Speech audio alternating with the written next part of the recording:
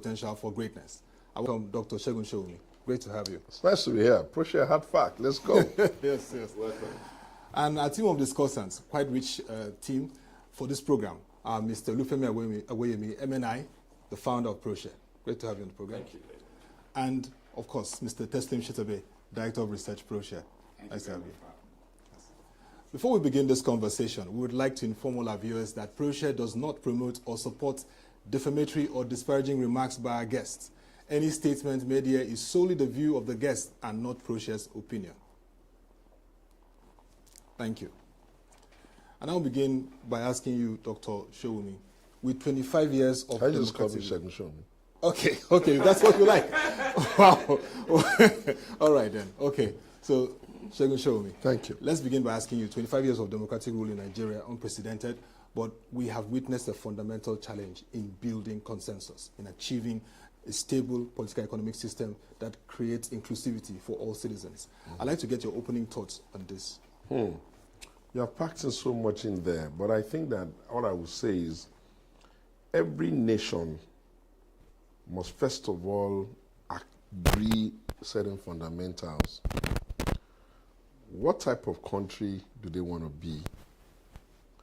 What promise do they give to their citizens, the smallest to the largest? What are the safeguards and the laws they put in place to either help them or to ensure consequence so that they can keep to their dream? What is their external relationship with the world, and how do they bring themselves towards the world, which is supposed to drive their foreign policy objective? Unfortunately for the Nigerian nation, we seem to have been quite confused ab initio. The earliest time we had anything that resembled some kind of basis by which we were running the country was during the days where we were in the parliamentary system. And that was because we got a country that the Britons had worked on the bureaucracy and developed same for us. And the personality types of the leaders we had then, the Awolowos in the southwest, the Michael Okpara and Azikiwe in the southeast, the Tafawa Balewa and Abubakar in that area, they could try the best they could to interpret their own culture, their tradition, their belief, their religion, and the aspiration of their people in a competitive way to design what they consider to be the directive principles of their politics and of also their developmental trajectory. Ironically, when we broke that, especially the Civil War and all of that, we then ran into a funny system that the military tried to imagine that it was possible and probable to run a unitary system of government, creating a constitution that attempted to force everybody to fit into a particular jacket. It didn't matter the size, whether you were big or small or thin or short, they made one jacket and they tried to force everybody there. Of course, life will happen. Life happens even in dictatorship, even in monarchical systems. Life happens. But what you then saw was that there was a lot of lack of appreciation and lack of consensus. And in the body politics of our country, they infused tribal hatred and mutual suspicion. So by the time we then finally wobbled and got into the democracy proper in 1999, we just found out that we have been running. We're really running, at least we're dissipating energy. We're not able to see whether we're making progress. We don't even know the direction we're going, and we've been just trying to manage ourselves, deceiving ourselves that the only things that matter are the validations of the World Bank and the IMF with their funny statistics and the GDP and all of those things that the vast majority of people don't even understand what it means. Ironically, we have now succeeded in staying 25, 26 years in that democracy, and we have done a bit of batting passing between two critical components of the country, the Yorubas and the House of Fulani group, which is now unfortunately making every other section of the country wonder what's going on here. So sometimes the leaders are not appreciated and nobody is ready to cut them a slack because of 4 reasons. The first is that People can be patient if they can see how that patience is going to incrementally increase their life. Nobody wants to be the perpetual cheerleader and the clapper for those that are making it. And the economic policies we're having, we have tried to create Rockefellers out of very weak people. The Aliko Dangotes of this world and the very super rich, the bow contractor, the, if you like, the Otegbolas and all of those kind of men. We have allowed the idea of globalization and capitalism to give the impression that when they are making it or they are returning huge numbers, the country is making it. And that's why you see that within our banking system, it's not unusual for them to come up with very, very huge numbers and say they're making a lot of profit. It's not unusual for our stock exchange to turn in very good numbers. But hey, at the body of our country and at the base, there's just a lot of misery. And if you are in a democracy, these things are bound to catch up with you. So if you see we have not been able to build any form of consensus, it is because we have never really had a conversation. What kind of country do we want to be? What do we guarantee and promise to our citizens? What is the responsibility and the role of the citizen in ensuring that that which we've all guaranteed, we all can collectively protect? So if you ask me, we have that kind of challenge on our hand. But if for anything, the fact that we have still been able to manage to keep the democracy in place, notwithstanding what's happening with our neighbors, Niger, Guinea, and all of those other countries, we will still have to say that perhaps even this tribalism is the saving grace of the country, because everybody is now sort of like protecting his own, and the other side is also worrying about the consequences of undermining somebody from not their own section. Maybe that's the only thing that has protected this democracy, because I hazard a guess that but for that, we would have had a big swell wind of the kinds of thing you had with the Arab Spring or what you had with kind of Syria, because the humans, with all of the technology, information available, the way they're getting what's happening in Europe, what's happening in America, all of your movie stars and your artists and your musicians showing them that the good life is possible, they could incrementally increase the need for the people to destroy everything. Okay, Dr. Segun Showunmi, I have to say that. Yes, please. Very, very nice opening thoughts, especially taking us back to the fact that parliamentary system was when we had it very, very right, and of course we need to really look at that. But I'll now yield to Mr. Olufemi Awoyemi to engage further on the issues around building consensus. Okay, so first, thank you, Otto. I must also thank Segun for the illuminating opening thoughts. But I would like to stick to his own thoughts, therefore, in my comments. There are three profound statements you made. You made statements around the system and form of governance. You made statements about our scorecard in terms of governance. But you also addressed the issue of our politics and the style of it, where you made allusions to the fault lines that we keep on speaking about. I want to specifically ask you a question around why the challenges you describe continue to persist. But I will preface that by asking the question that, one, the credit for how we have managed to stabilize the nation, where should that credit go to, and who should it go to? That's one. The second is that we both know that the desire to hold on to the past is sometimes a fantasy for only those who are deluded to hold on to. But there is a factual dichotomy wherein that the civil service of this country still retained the British model, which is tuned to the parliamentary system. But the executive and the legislature is still functioning around the presidential system. The dichotomy between those two styles, which we have, means that we may not have resolved that. I would like to have your thought. And the last point is that if you take all together, what are your thoughts on the leadership recruitment process? Okay, thank you. I think everything you said, they kind of like interlink. The romanticizing of the past is not a thing I approve of or accept. for we can look at even the so-called beautiful past and figure out why then didn't it last if it was as beautiful as we like to make it. So I am by no means saying it is beautiful. I'm only saying that the circumstances of then forced them to be in some kind of healthy competition among themselves, which then meant that everybody was designing for his people what he needed to do. For instance, to make the point, in the North, most people don't know that local governments were the ones giving people free education. They were even giving them paid free education. But because at that time, the Awolowos of this world had been very deliberate and converted it into, if you like, a parliamentary or a policy of the entire whole, and they adopted it for communication purposes. It gave the impression that they were the only ones doing it. And everybody had to figure out how to fund whatever it is he wanted to call his program.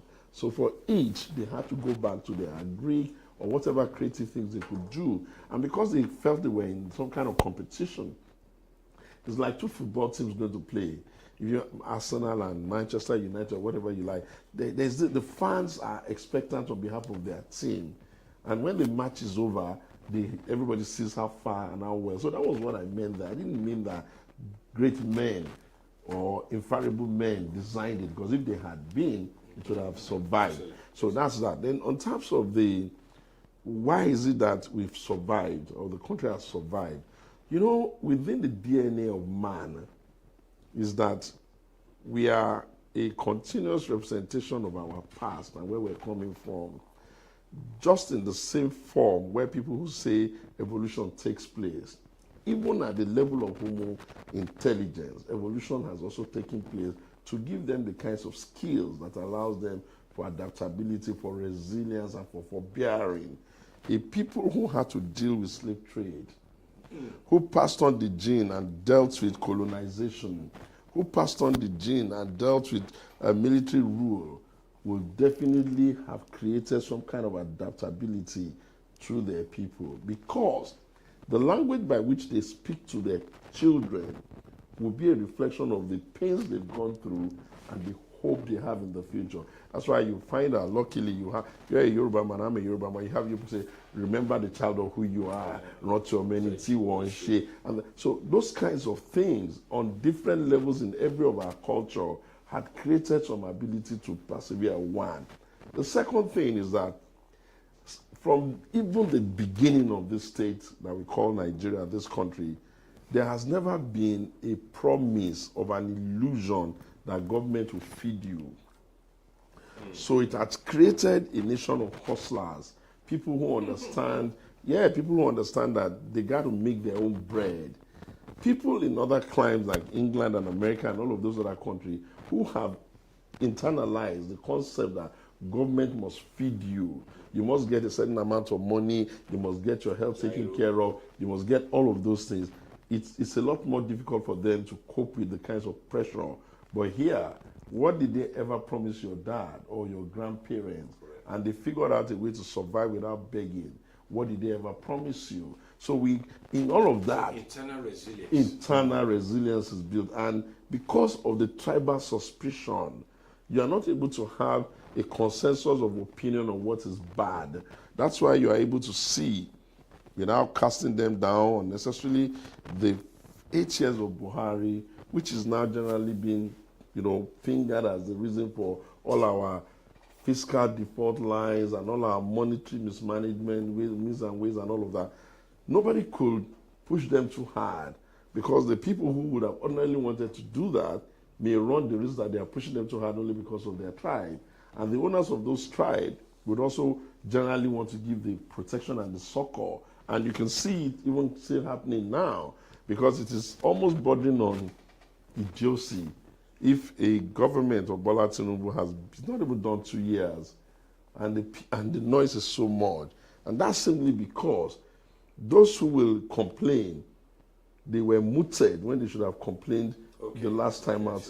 And those who should aid their complaint, your people, my people, are also pretentiously muted now Because even I, who complain a lot and who push them, try to put their feet to the fire a lot, I get called back.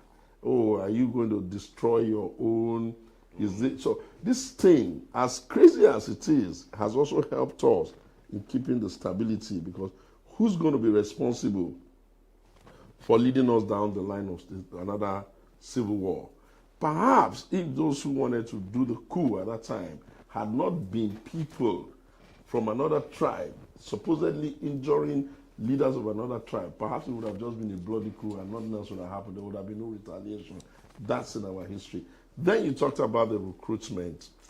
Look, the greatest pain I have and the guilt that I think is affecting our recruitment is that elites have not agreed or measured up to their responsibility in a democracy. Democracy does not give you the promise that the people at the base of the pyramid will have all the knowledge, all the experience, and all the information by which to take just decision. No. Democracy has one silent assumption, and that is that those who know within that space will take it upon themselves to educate, to inform, to carry along, and to participate. So of these four things, what we see here is that the elites will rather be in business, figure out a way to get by and partner with everybody there. They will not really want to show up on election day because the kind of money they say they share doesn't have any meaning for them. The whole place is too chaotic. And they themselves would dare not even want to bother themselves to go and participate in the ground recruitment, which is the party. They would rather wait and wear fancy ties, wait for people to finish up all the job so that then they can push their CV forward and then they can then be appointed. And then there's always a disconnect between what are you going to do when they've not brought forward the best to be picked. So, and the citizens themselves, because the elites are not engaging them, everybody has areas of influence within their family, their friends, and their crew. You're not engaging them. So really, what do you expect them to pick? Do they even know what to look out for in good leadership? So that's what's affecting the recruiting. And until we begin to work on it, or we can do something better, which is increase the level of consequence we put around governance. Because all of the other countries of the world, the kinds of things our leaders get away with here, you can't get away with it there. Those people too don't hate their leaders. They just want to make sure that the consciousness of consequence ensures that only the best would even dare. Very, very, very incisive. And okay, we're about to round up our first session, but Mr. Teslim, just in 1 minute, you want to engage, and of course, Mr. Segun Showunmi will respond in a minute so that we can wrap up this session. I'll be very brief in my discussion here. First and foremost, I want to recall the late Delegiwa once said that Nigeria is God's experiment in the impossible. And he compared Nigeria with other countries around the world and identified the fact that the sheer composition of Nigeria, the ethnic balance, the religious balance, makes it virtually impossible for Nigeria to work as a country. How true that is, I don't know. But it's a conversation I think we need to have with ourselves. People like Segun Showunmi need to engage that conversation. Is there any other country that has the mix of combustible elements that has survived up to the present? If not, then what do we do? We found ourselves in the pot. Do we stay there like a crab and wait till we are cooked, or do we jump out? So you're saying who are we benchmarking? Who are we benchmarking? Okay, I'll put it this way. I've looked at the world and the history of other civilizations, the Germans, the Britons, the Americans, the Brazilians, and all that. And there's something I find unique about ours in Nigeria. We're such a blue-eyed civilization that we have not been able to deal with the hard issues over time. Most other civilizations too started with many languages, many cultures. Some of them didn't even have religion.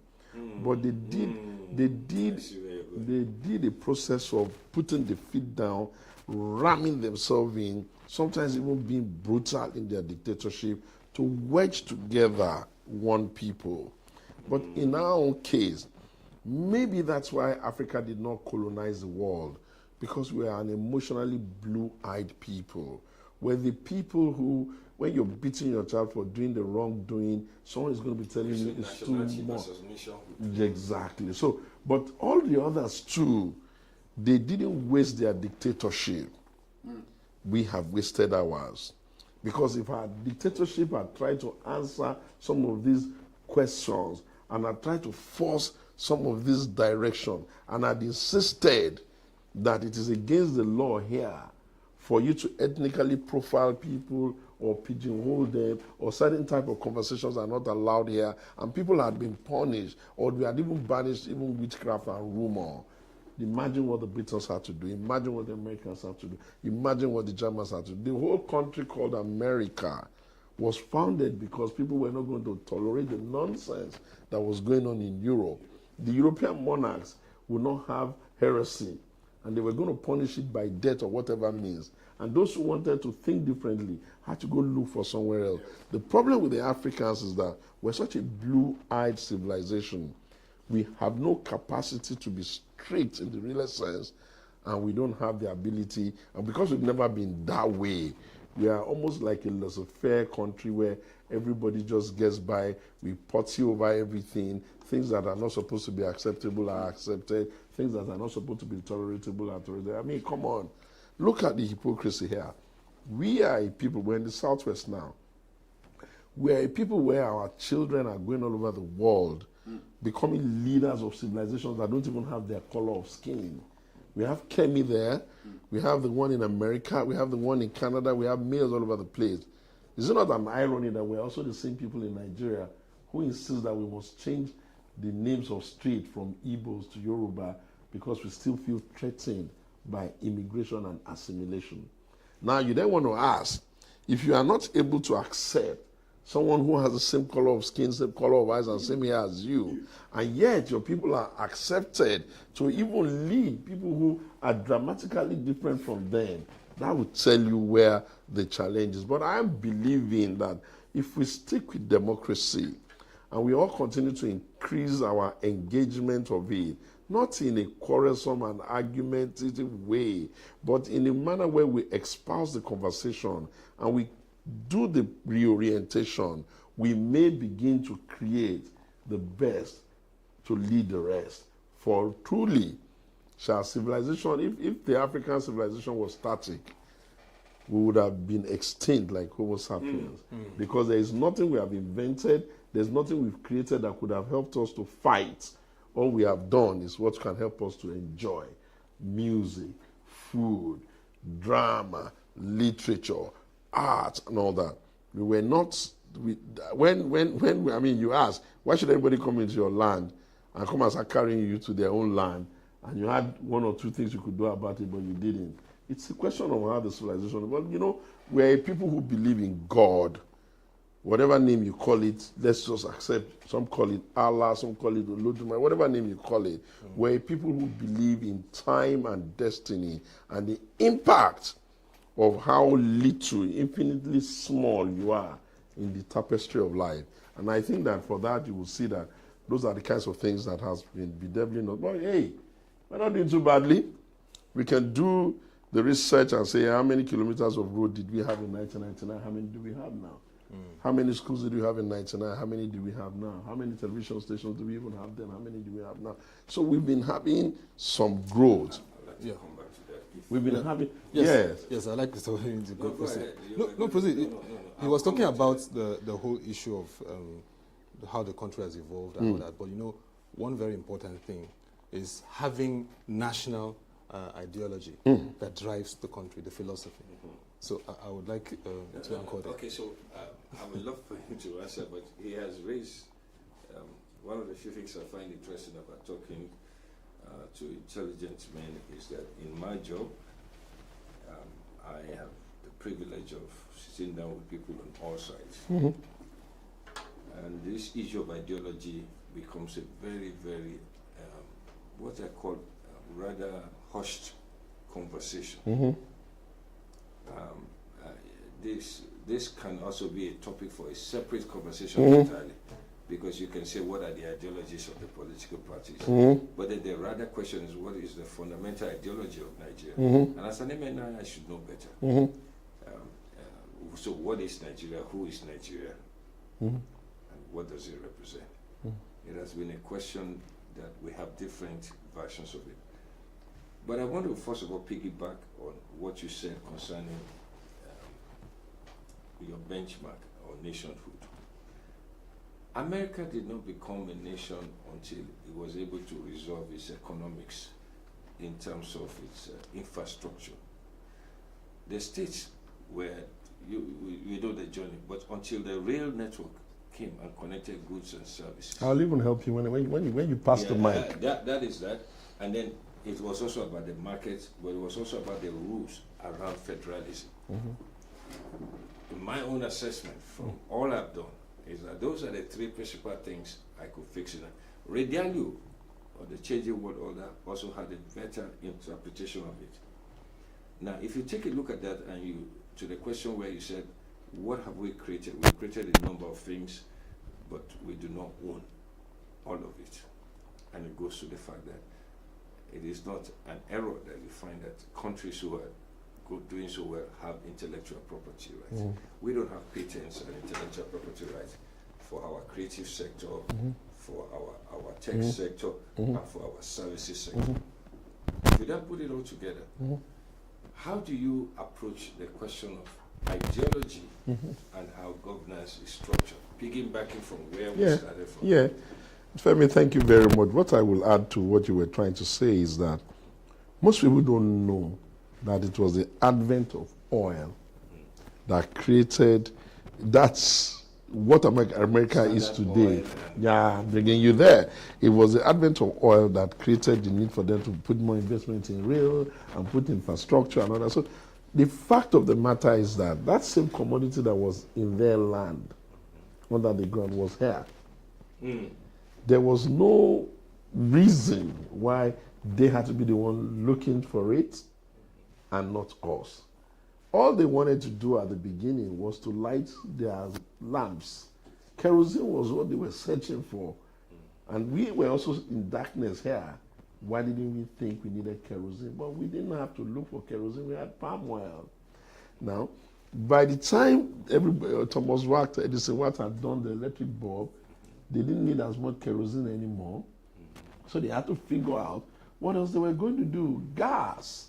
Because they needed to make the heaters and all of that. And before they knew what was happening, somebody had come up with the vehicle and the wagon, and then they had to drop the horses. The point I'm making is that everything stays in a permanent state of rest until some force compels it, and it just keeps rolling it. The challenge that I see here is that, one, give Africa and Nigeria cut us a bit of a slack. When did we even start writing our own story?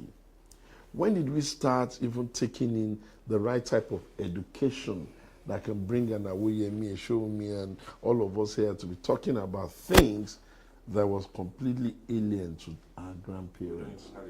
Exactly, we don't have. So it therefore follows that whatever it is that we're looking for by way of ideology, our situation was also made worse by the collapse of the Soviet Union. Before, the Awolowas of this world and co, they had a world where those who were claiming they were little to be left could run with Karl Marx, communism, whatever isms they want to call it, and those who wanted to be the right could be thinking about globalization, capitalism, and all that. But that experiment ended in Germany with its wall coming down. Even the China itself, the experiment is over. They've done one country, two systems. So basically, if you look at the world order now, there is no driving underpinning ideology for the world anymore. Everybody is just a hustler for money, and everybody is a hustler for profit. And in that kind of environment, other nations who have probably had Christianity as a stabilizing factor, even in the West, are beginning to lose it. I mean, imagine there's a she for he Bible. The same Bible that you and I read. So, but in our own case here, I have my friends that I speak to occasionally on these kinds of issues that brothers always told me, you have to find your own way. I asked the question given the fact that I have read the manifesto of most of the principal parties, and I've read your own manifesto, and I've read that of the ABC. Teslim, one of the concerns we always have is what is the ideological underpinning that differentiates one party from the other? Do you want to? I want to. Look, at the beginning of this republic, the PDP was a right of center party. Private sector partnership, efficiency of usement, small government and all that. That was the underside of our rivals, the AG and Co. They were the ones that were the Luther people, the big government. We are the ones that can think for the people. But what happened was that they were the ones that morphed. They morphed so much that it is even ironic that we now are the ones now worried about how fast they are moving and leaving the people behind. And two policies will give you an idea of precisely the difference. At the beginning of this republic, this present one, we said every Nigerian child will be entitled to 9 years of basic education for free. And we've passed a law of the Universal Basic Education Act, SUBEB and all of that, where we said they will get 6 years of primary school and 3 years of the first school living service. That's paid for by government. We also said there must be a health center or something in every ward, which was Olukoye's and some contribution to universal basic health. That ordinarily is a primary health. Yeah, that ordinarily is supposed to be capitalist people giving back. Now, the people who are supposed to be on the other side, who ought to own that kind of policy, amazingly, they're the ones who are not telling people to come and take a loan to go to school. They have morphed so much that rather than agree that government has an obligation to its people, that there must be something that people can say, this is what government gives me. They who are supposed to be that way are now the ones that are saying, government doesn't owe you anything. The best government can dash you is palliative. You're going to get, you have to come and find a loan to go to university, something they go for free. You have to bring out how to get sure that the healthcare system, you have to pay for it. They're running a neoliberal policy at such a speed. And that's why you see... But some may argue with yes? you that you are oversimplifying the complex... I gave you just an example to give you an idea of how it has become confusing. I'm not in any way saying that even the PDP or whatever does not need to go back to the drawing board and rewrite its ideological underpinnings and its differentiation, because take the manifesto that they ran in 2020, that was the height of it. Let's talk about that. Every one of them said the same thing. We'll remove subsidy, we'll float the currency, we'll use pension money to... Why is that? Because exactly... Was it just about winning election or was there... No. You see, no. You see, the world is clear as to where the wealth of the world is now. It's in tech. It's in the hands of individuals. It is in the hands of Elon Musk. It is in the hands of Aliko Dangote and such people. And therefore, people are saying that the efficiency of private sector can also be brought into government. In error, believing that the reason why government is not efficient is because it lacks private sector discipline. But I argue vehemently that that's not so. The reason why government is not efficient is because government does not want to be efficient. We have trained the people that are in the private sector and the ones in the government sector from the same institution. The private sector has a list of do's, don'ts, and consequences. That if you do this, this will happen. If you do this, this will happen. Reward and consequence. The public sector just pushes everybody all across the line. We made it even much more criminal for our development by imagining that we're going to put in place a normalizing or equalizing system that allows the best to struggle and the ones that are not doing well to scale through. So part of it is what you call your quota system. Part of it is what you call the numbers you use to get people into schools and all of that. And if you look at some of the experiments of countries that have done well, like the Lincoln use and all of that of this world, they will always tell you, we have to accept diversity. But accepting diversity does not include the fact that the worst of us will lead the best of us. We will continue to increase capacity for those that are struggling, but we will not insist that those that are struggling are the ones that are going to lead us, because no man can give more than what he has. But in this country, we have done it the other way. So what you now have now is that we have cults of human personalities. And even in that regard, The PDP is still the one that is still trying to be a democratic party, because at least you hear them argue, you hear them have conversations, you hear them quarrel. I think we're going into the hard facts situation right now. Yes. So I yield the floor for you, but I want to come back to you, but I want to be very specific on hard facts Yeah, okay. that I want to put forward. Yeah, Let us- So you to, yeah. wrap up quickly on what he has said. I'm interested in knowing what would be the most appropriate recruitment mechanism in a country like ours. Because you've already talked about the fact that virtually all the parties have the same kind of problems, except, you mentioned, not us, you mentioned, except the PDP. That's debatable. But let's assume that is the case. What needs to be done now to improve the recruitment process such that the best lead the rest? Okay, thank you. You see, Good question. very good. Listen, if there are a few of us in this room, let's just say, for argument purposes, there are 10 of us here, and myself and Femi want to be leaders here.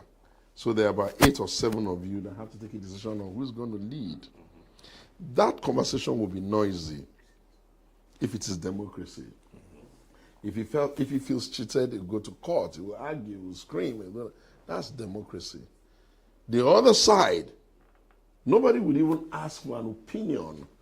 Someone is just going to sit and be lord over all of them and say, this is the person, and all of the others roll over and die. That's not democracy. You can never imagine that peace you think you have represents people's choices. Humans have the ability, if they are encouraged, to stand and give a debate and say, this is my own, and to fight for their right. Because actually, democracy is freedom, and it wouldn't be pretty. Now, when I then said, what we need to do now is to ensure that there are consequences. Imagine for a second, if we just continually applied abuse of office rule, which by the Additional Criminal Justice Act, passed by us, Jonathan government, it's 10 years in prison. First, it's difficult, it's very easy to prove. Should you have been able to do this if you were not in this position? If the answer is no, you have abused your office, and that's straight to jail, 10 years. But when you want to try and hold them to corruption, then the concept of how do you even get evidence, and because of our own judicial system where everybody is innocent, even a thief, until it can be proven otherwise, you then have a problem of looking for the evidence. Then there's the rules of admissibility. What type of evidence can be accepted? So invariably what we have done here, why it appears as everybody is now a little bit edgy, is that lunatics have gotten away with their larceny. They have gotten away with their larceny. And when people get away with everything, it only reinforces that type of behavior. Take the case of some of the characters. So the signaling has been poor. No. It has been non-existent. Poor is like maybe they even trying to make it not so. As a matter of fact, we have rewarded bad behavior in governance and in public office. We have rewarded bad behavior here. And if you reward bad behavior, the guy that is trying to walk on the narrow and the slim path is going to come back home with very little because he didn't go there to steal. The one that has thrown all caution to the wind and broken the banks is going to have a van full of things. And then the entire system is now culpable. Your traditional institutions, who originally were supposed to be the ones that hold on to what exactly are we as a people? What does Omoluabi mean? And I know that other civilizations have words for it. Have also let us down. Because what we see now is that they take all of the garland of society and hang it on the neck of a thief. And what do you expect the younger ones to do? So invariably. Segun, let's have some uncomfortable conversation. Okay, I'll be happy to have. No matter, the hotter the better for me. Let's have some uncomfortable conversations. Yes. It's not like a rapid fire question, but I'm going to ask you quick questions and hope to get your thoughts on it. Okay. And I'm not putting you on the spot. No, it doesn't matter. Put me on the spot if you need One to. is that is the PDP a credible opposition at this moment? It's a weak opposition, but it's credible. Okay, fine. We'll deal that. Second thing is that when you see the sequence of events you have described, what has the PDP represented other than the nostalgia of the past years? Hey, Femi, I'm amazed you're saying this. No, I'll tell you why. It's a question. It's a good question. I'm amazed you're saying this. It doesn't have to. I'll tell you, more than most accountants and people that are in the knowledge industry, you're supposed to be the one telling the world that in 1999, this country was a pariah nation. And we would have continued in our pariah status until we came in, the PDP at that time, recruited the best of us that we could find to come and think through the problem and carry us to the level where we became the biggest economy. And that's what it is. Yeah, like even said, at that, I'm not the nostalgia of the past. up until we got to 2015, I just told you about the administration of criminal justice system, because our judicial system was so slow and so cumbersome, and it did not. Well, that law was passed. Those who had the responsibility of implementing it picked and chose the one they wanted to implement. Now, you also got a scenario where you have to understand, you are not immune from what's happening in the world. If COVID hits, you're not immune. If there's a meltdown in the American property market, you're not going to be immune. But how do you react as countries? The resilience of your thought process, the things you are able to do, the ideas you push, the inclusivity. We made the country fairly more united. And everybody started to feel more comfortable in their Nigerianness. Then we passed the baton as it must be. Politics does not include the fact that one party is going to win all the time. Our challenge in this democracy started in 2015. First of all, the concept of opposition, which they had. 2014, 2015. The concept of opposition, you can even say 2012. The concept of opposition they have includes shaming the country, which we don't believe in, demarketing the country extensively, sometimes even telling lies to prevent the country from having access to the support that they could. Decisions that everybody knows was right. They called the people out in the mob, procured mob, the poor, I'm coming. I'm talking about the Jota. Yeah, the mob, the poor, do not protest. Anytime you see a placard in the hand of a person claiming he's protesting, he was mostly procured. What the poor do is riot, because they don't have the capacity for that nicety. So they now started procuring the mob into a protest in an alluta manner, which was okay, tolerable. We managed it and kept it within the body politics of Nigeria, not to implode. Lo and behold, even the things that we could have done then, like removing subsidy in a phased manner, they insisted we kick the can further. And we kicked it from 2012 to about 2023.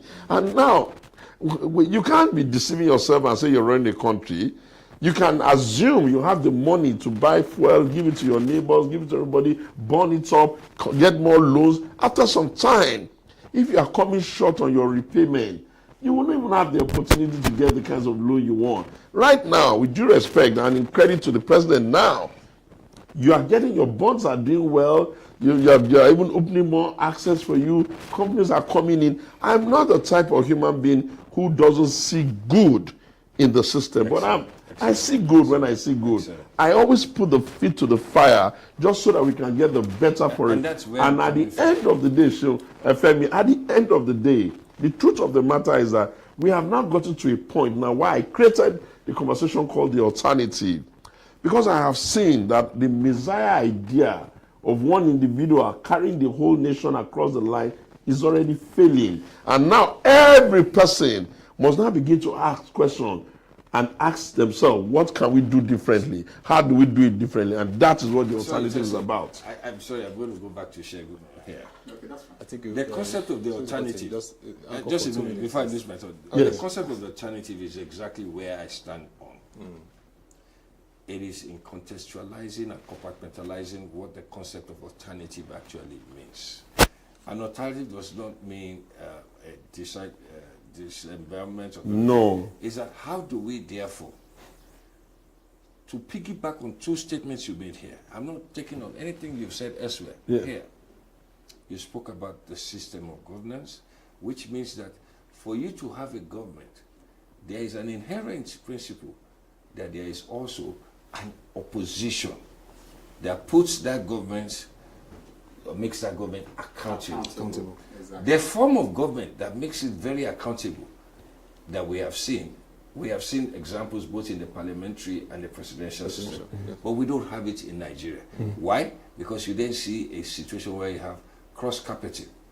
That ties up to the question we spoke about, ideology. That means those people who are cross-carpeting do not have any ideology. And to your question, when you then explain to us that this is what we believed in, this is what that was what led to the question. So I am saying on air right now that I believe strongly in the concept of the alternative as a basic requirement for a country to hear another perspective. Thank you. To be able to move forward. Thank you. And it has nothing to do with one side or the other. And I did not say that I understand. You said it because that's exactly what it is. Now, that is my personal position. But as somebody who is privileged to have access to the information available to Proshare, my concern, therefore, is this. I haven't seen the evidence of that opposition. That is one. Two, I haven't seen the evidence that addresses the dichotomy between macro outcomes and micro outcomes. And I'm hoping that somebody like yourself talking about the alternative should be able to address. I'll give you one quick thing. In 1996, as far back as 1996, I had sat with the German thinkers and asked them that they should please interfere with the growth here. And they suggested to me at that time that Africa, Nigeria especially, can only become what they want to become if they recognize that the small, medium-sized industry is where their attention should be. And to my credit, I forced them to send Professor Joseph Schmelzer in 1999 to come and have a conversation with the Nigerian government. And that's the basis where you have even now your Smedan. And at that time, when they came back after the conversation, Obasanjo was the president, they said to me, I said, how did it go? They said, I'm going to say it in German, er kann nicht verstehen. It doesn't mean he doesn't know. He cannot comprehend. So, to make it for them to comprehend, that's why you have your Lagos Business School, which was supposed to be the place where they grow the human capital. The oasis. Yes. So when I talk about the alternative, at another show, I can be telling you date, time, the kinds of things that I've done as an individual, because I just believe that Africa. I saw what you did in Brazil. I just believe that the Africans, the Nigerians, we have not been put under the canopy of heaven, so we can just be clapping for other nations. And that everything must be done by us to give ourselves a bit of a fighting chance. So we can also say, we are Nigeria. Here we are. These are our terms. This is what we're doing. This is how we want to do it. And we deserve the right to be able to do what it is. And what are we supposed to be looking for? Ensuring that we run a government philosophy that thinks of survival of the smallest in us. Because by the time we solve the problem of the very smallest, we would have solved the problem of the majority. So the concept of the alternative is just so that people can start having this conversation. I mean, imagine, Femi, you're talking about macro. Can you imagine a nation like ours where we have normalized blaming the president for everything when we are not even willing to call out our governors? We are unwilling to talk to our local government chairman. So if you are like that, you're going to be perpetually unhappy. And the concept of opposition, we have been good in opposition. We've been writing, we've been speaking, we've been tweeting, we've been putting out ideas. The only thing we've not been doing is we've not been calling people to the street. And you know why? These people, this country cannot even afford it now. The level of poverty, the number of people with multidimensional poverty, the anger in the country, the misery in the country, you will implode it. And if you implode the most populous black nation in the world, question then be asked, where do you expect them to go? So we are managing it in the most stable manner knowing fully well and being experienced on the ideas that this is a ticking time bomb and it's better to start diffusing it slowly but gradually. Telling the people, you have a duty to show up on election to choose who you want. And whoever you choose, you have a responsibility to back him. Because after all, you have chosen him to lead. You didn't choose him so that he will not do nothing. His duty is to lead. And in leading, he has to take some tough decisions. The ones you don't like, tell him, family, we don't like it. Like I have told the president, I don't like devaluation. Because by devaluing our currency hopelessly, you didn't even do something to those who are earning now.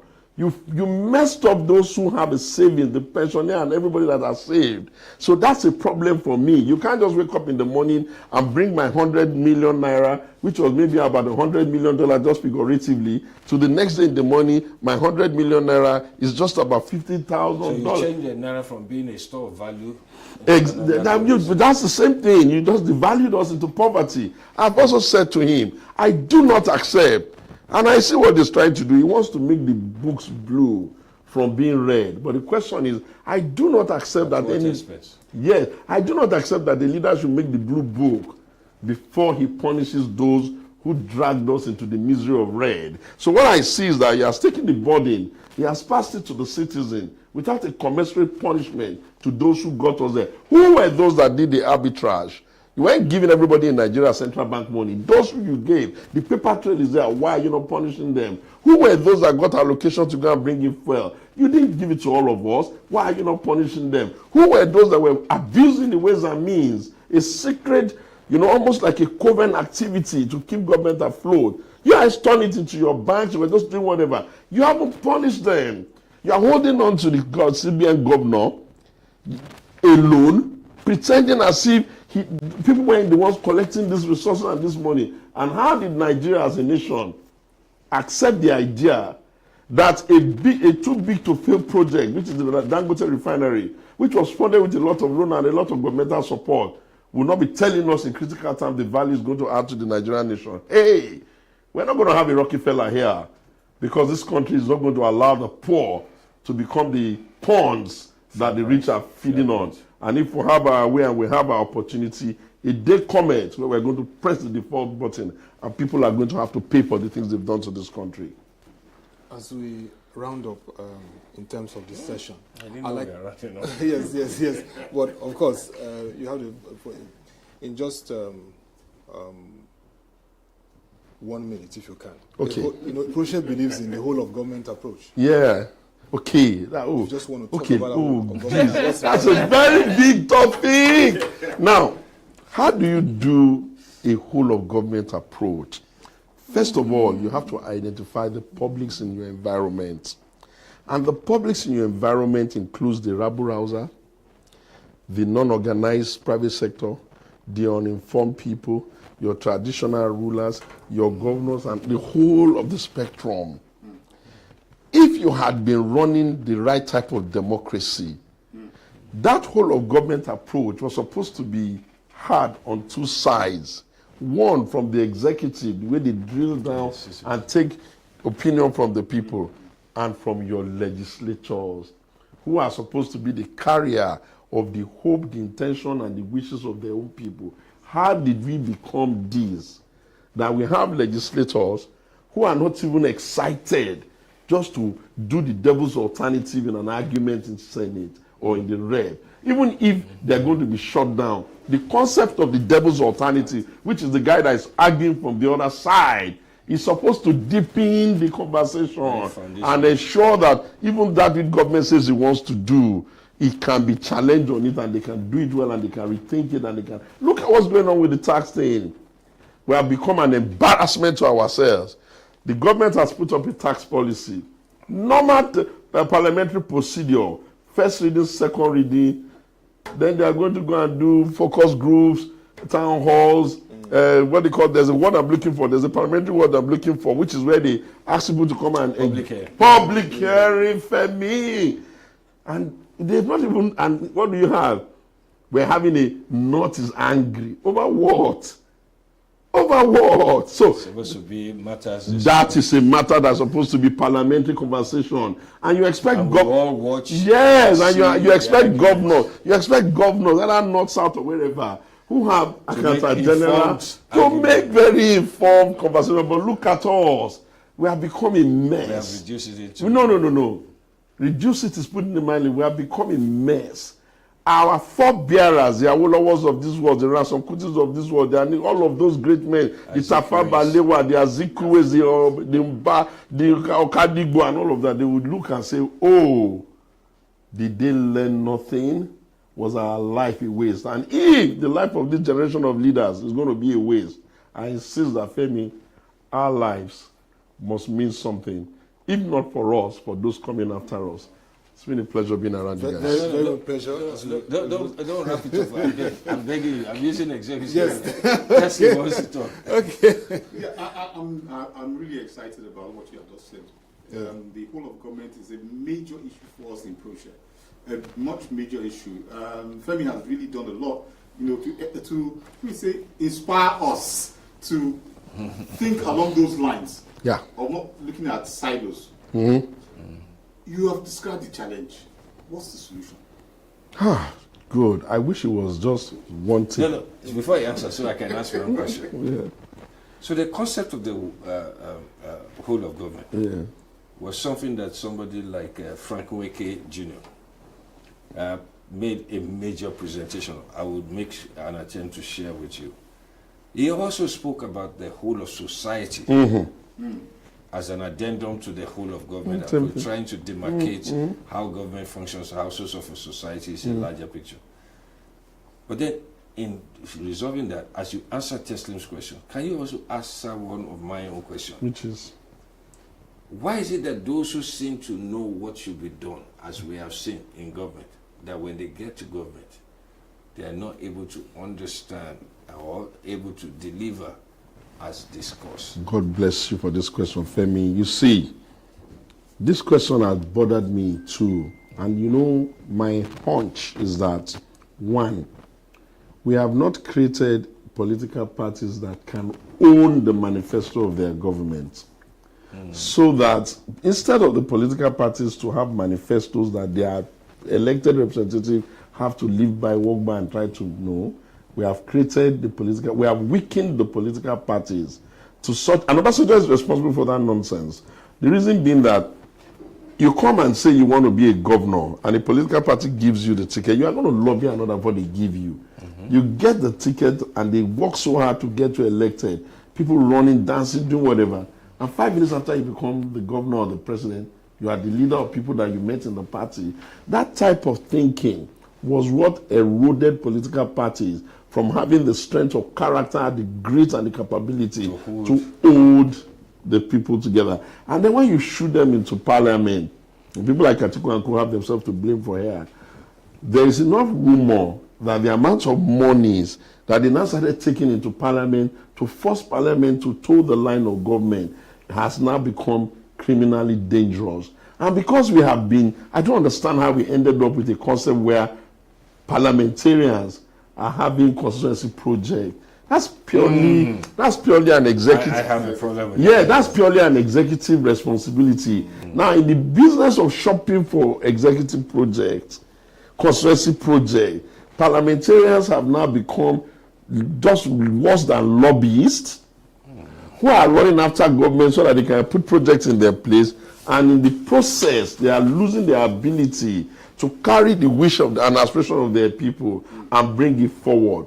And presidential system of government does not help it. Because in a parliamentary system of government, those who are even going to be the ministers are also elected. So there is a dichotomy. We have worked very hard as politicians. We have gotten our candidates, say Bola Tinubu elected. I'm just, hypothetically. 5 minutes later, he has come to invite you guys here who don't even want to bother your hand. You don't want to dirty your hand. You don't want to feed the people. You don't want to dance for them. You have become the ministers, and you are speaking over the noses of those who did the donkey work. And you wonder why the democracy is not giving us what we want. I think the Brazilian model is the best. Because I asked them, Lula, how do you form government here that it can be a little bit useful.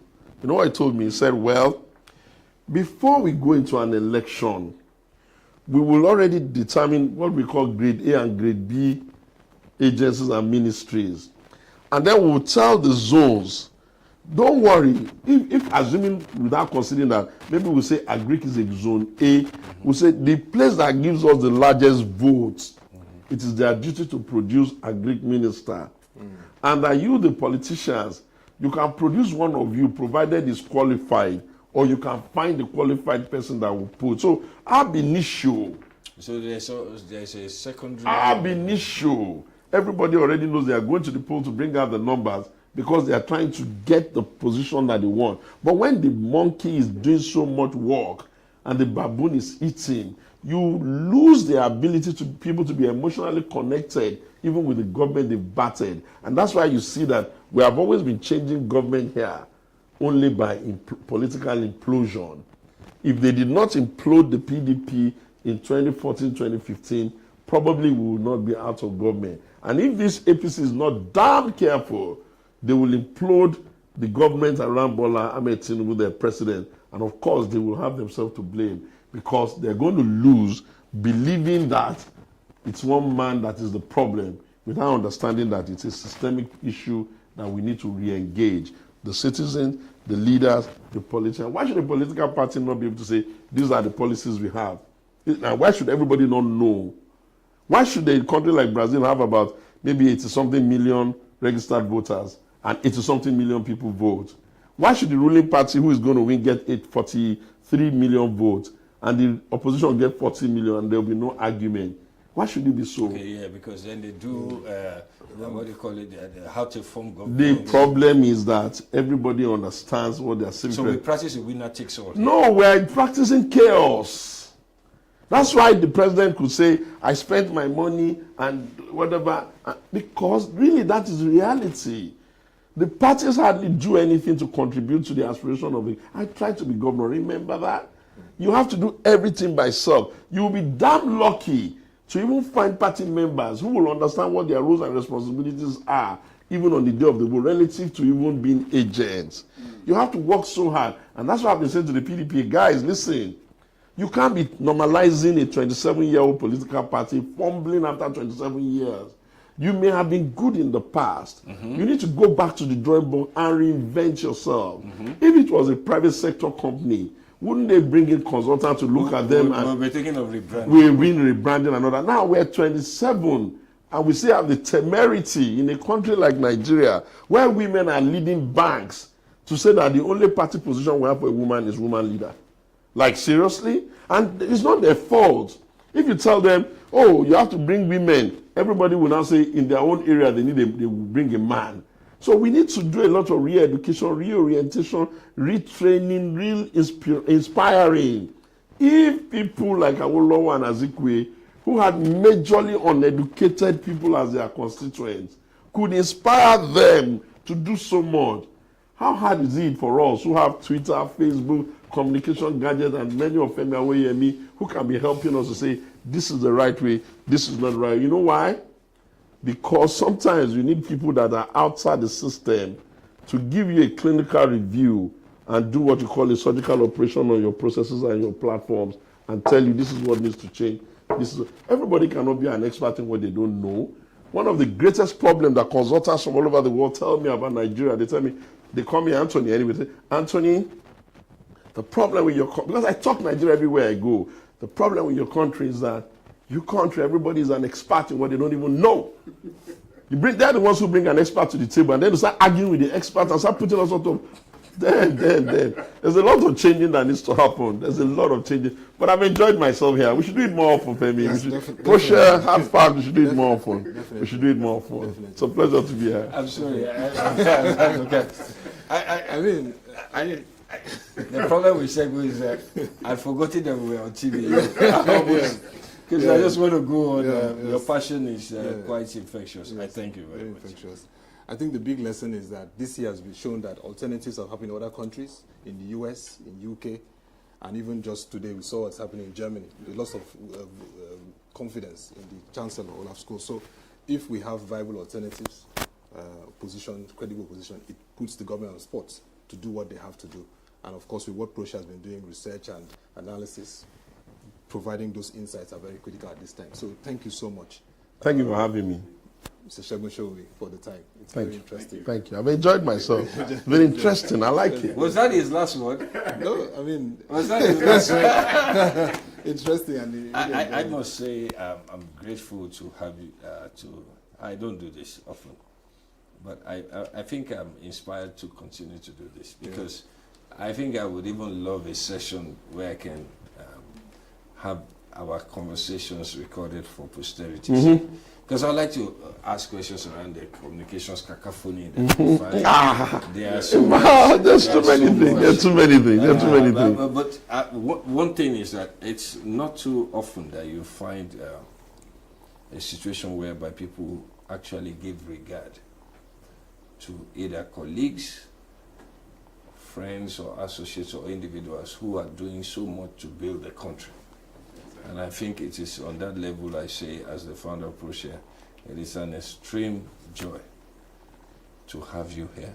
Thank you. And that what you are doing to help our nation is well regarded.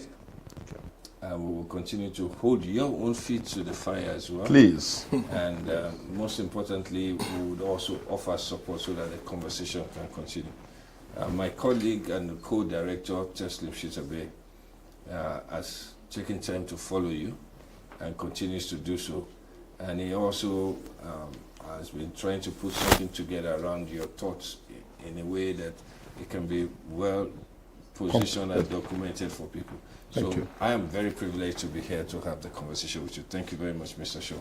Thank you. I was going to say, wrapping up, but I think some comments have come in from social media, and I think one is that talking about the PDP, someone asked that, did PDP fail Nigerians? If not, how did we get here and APC in power? But what are the, in summary, the lessons in terms of politics and governance? Just 1 minute as we... I think that, like you know, people are going to eventually settle down. They can only go thus far, so far, and nature will not have, all of them, even if they were to migrate into the ruling party, they're just going to implode it because it cannot contain all their ambitions. So I'm believing God that, and all of the people, that please join the process, join the conversation. Go to your word and join. You don't have to join mine. Join anyone. And let us ensure that even those that are in the ruling party, increase the conversation even for us. Because there's no point in us saying we're running a country, GDP is this, GDP is that, and our people are miserably poor. I've gone to places in the north where they are now cooking grass as vegetable. That should not happen here. But you cannot blame the president because agriculture is not exclusive to the federal. There is no law that says state government and local government cannot take more seriously what will mean well Being responsible for their own people. Human capital development is an issue in the north. I can't see any reason why they won't be embracing it. And the southwest and even the southern part, they need to begin to ask themselves, have they also joined the fray of places where leaders will steal and get away with it? They are not the inheritors of Solomon. They mostly came in poor or broke or in debt. We cannot normalize having them become phantomly rich, buying private jet, when we have roads that are even not graded. I'm not talking tarred. Thank you very much. Very nice response to the comments. It's all about engagement. But just before we go, just to let our public know that Proshare is set to release its 2025 Nigeria Economic Outlook report titled Unlocking Nigeria's Economic Prosperity. I believe you'll find that Segun Showunmi will be very... I will. Really, I will. I will. It's a must read for all our subscribers, viewers, and the public. We would like you to visit our website to get further updates on this. So I would like to say thank you very much, Mr. Segun Showunmi. Totally my pleasure. I've enjoyed myself. I felt at home. I'm in the midst of my friend. I've known them Robust, for yes, years, robust. and we have these arguments like for decades. Yes. We can sit there all day. Even with just me and you. I didn't even forget that I was on TV. Yeah. This has been a robust, enlightening, and incisive conversation with Dr. Segun Showunmi on Nigeria's democratic journey and of course economic outcomes. I want to thank you for taking out time. You know, you quite have a very busy schedule. Yes. You took out time to acknowledge this. That is We all appreciate personal you. expense. And also we'd like to thank Mr. Olufemi Awoyemi, MNI, founder of Proshare, also busy but took out time to be here to be a discussant. Thank you very much. And Mr. Teslim Shitta-Bey, Director of Research, always leading the team to produce those real-time reports that create value for the economy and the financial market. Thank you very much. And we appreciate all your interventions. Thank you. To our viewers, that will be all for this maiden edition of the Proshare Hard Facts. I hope you enjoyed it. For further updates on this program, log on to our website and follow the social media platforms displayed on the screen. I'm Dr Segun Showunmi. Thank you for watching, and bye for now.